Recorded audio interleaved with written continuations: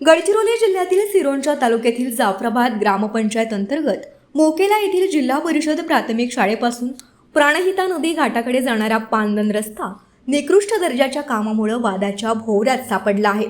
रस्त्यावर सर्वत्र चिखलाचं साम्राज्य पसरलं असून पावसाच्या पाण्याचा योग्य निचरा होण्यासाठी आवश्यक असलेले सिमेंट पाईप किंवा मोऱ्यांची व्यवस्था न केल्यानं पाणी थेट शेतांमध्ये घुसत आहे।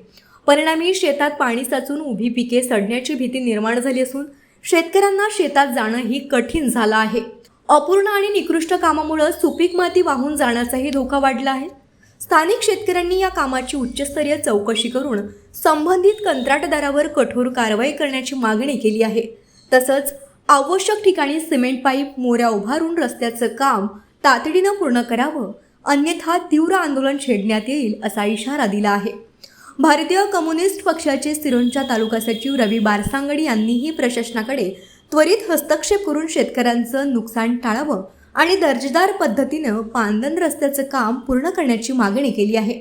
लोकराज्य टीव्ही न्यूज करिता रवी बारसांगडी, सिरोंचा तालुका प्रतिनिधी, गडचिरोली।